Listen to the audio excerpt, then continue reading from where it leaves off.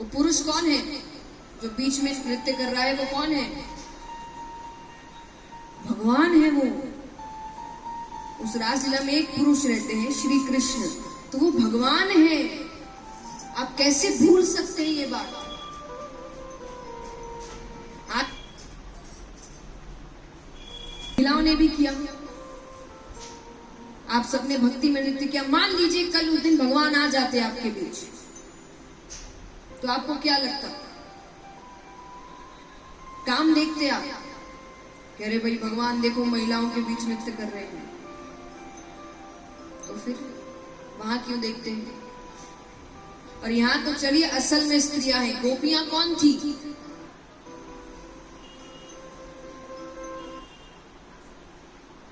बड़े बड़े ऋषिगण थे जिनको पिछले जन्म में भगवान नहीं मिल पाए थे। उन्होंने बड़ी वर्षों तक कठोर तपस्या करी थी, भगवान नहीं मिल पाए उनको। तो भगवान ने उनको वचन दिया था कि अगले जन्म में तुम सभी गोपियों के रूप में आओगी और मैं वहां तुम्हें दर्शन, क्या तुमसे ज्यादा कोई और मुझे उतना प्राप्त नहीं कर पाए। कल हमने क्या कहा? चलिए भगवान ने दर्शन दिए, प्राप्त करे, ये अलग चीजें हैं, पर किसी ने भगवान को नृत्य कराया हो इतने से माखन के लिए, किसकी हिम्मत है इतनी? गोपियों ने कराया। भगवान कहते थे थोड़ा सा माखन दो, तो वो कहती थी पहले नृत्य करके दिखाओ। भगवान उनके सामने नाचते थे, तब जाकर वो थोड़ा सा माखन देती थी। इस प्रकार तो किसी ने ही भगवान को प्राप्त नहीं किया। तो सुखदेव जी यहाँ पर राजा परीक्षित भी नहीं समझ पाए, उनको भी बड़ी अटपटी लग रही थी ये लीला। कैसे कैसे वो इतनी स्त्रियों के साथ नृत्य कर रहे हैं। फिर भी सुखदेव जी ने कई कारण दिए। देखिए, कोई भी कथाकार का काम आपको समझाना है, लीलाएं बताना है, जबरदस्ती पालन नहीं करवाना कि भैया ऐसा करना ही पड़ेगा कि मानना ही पड़ेगा। तो उन्होंने कारण दिए।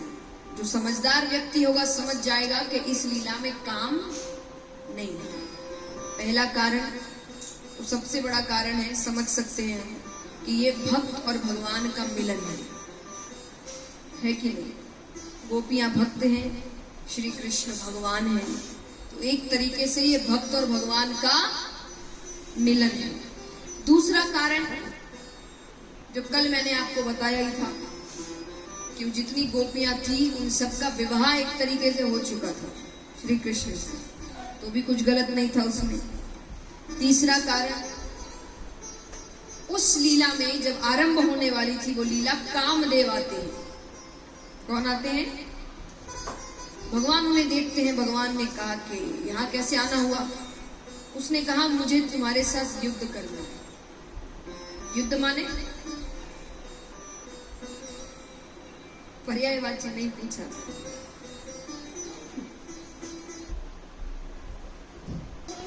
युद्ध यानी वो अस्त्र शस्त्रों वाला युद्ध नहीं। कामदेव से युद्ध कैसे होता है? कामदेव अपने बाण चलाते हैं, वो कोशिश करेंगे कि आप काम में पड़ जाए।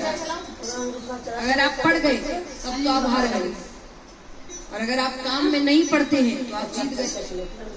यानी आपकी विल पावर कितनी स्ट्रॉन्ग है, उसकी परीक्षा होती। वो युद्ध है कामदेव से। तो कामदेव ने कहा मुझे युद्ध करना है। तो भगवान ने कहा महादेव जी ने तुम्हें भस्म किया था, भूल गए क्या?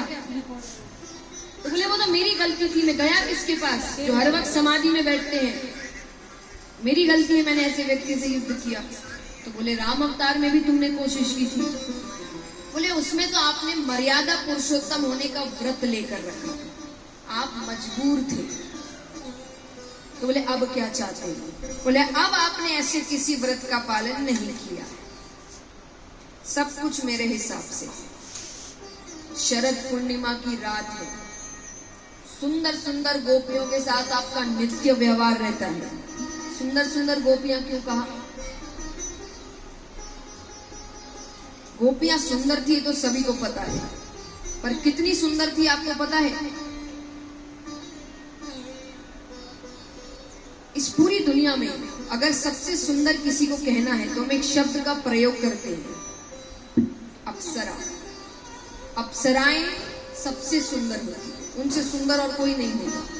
वो कहाँ मिलती है? स्वर्ग में। और वो भी कुछ ही है, गिनी चुनी, ज्यादा नहीं है। तो स्वर्ग में जितनी भी अप्सराएं हैं, एक नहीं जितनी भी, उन सब की सुंदरता मिला दो, तब जाकर ब्रज की एक गोपी बनती थी। इतनी सुंदर थी देवी। कामदेव ने कहा इतनी सुंदर सुंदर गोपियों के साथ आपका नित्य व्यवहार रहता है, सब कुछ मेरे हिसाब से है, इस बार तो मैं ही जीतूंगा। भगवान कहते कर लो कोशिश। उसने कई बाण चलाए, कई परिस्थितियां बनाई, पर भगवान बिल्कुल भी काम में नहीं पड़ते। उस दिन कामदेव ने अपने मस्तक टेक दिए थे भगवान के सामने। तो सुखदेव जी कहते हैं, तो इससे साफ पता चलता है कि रास लीला में काम कहीं भी नहीं, ये सिर्फ भक्त और भगवान का मिलन है। तो आइए दर्शन तो करेंगे इस लीला के, लेकिन ये प्रार्थना है आप सभी से, अगली बार इस शब्द का प्रयोग किसी गलत वाक्य में आप तो ना करें, किसी और को भी ना करने दें। वो आपके सामने करे तो आप उनको टोकिए। सांसारिक बातें अपनी जगह, भगवान की लीलाएं अपनी जगह, उसको मजाक में मत लेकर आओ। जिस दिन आपने ये कहना शुरू कर दिया ना, उस दिन कोई हमारे भगवान के बारे में कुछ गलत बातें नहीं कह पाए, हम ही नहीं कहते थे।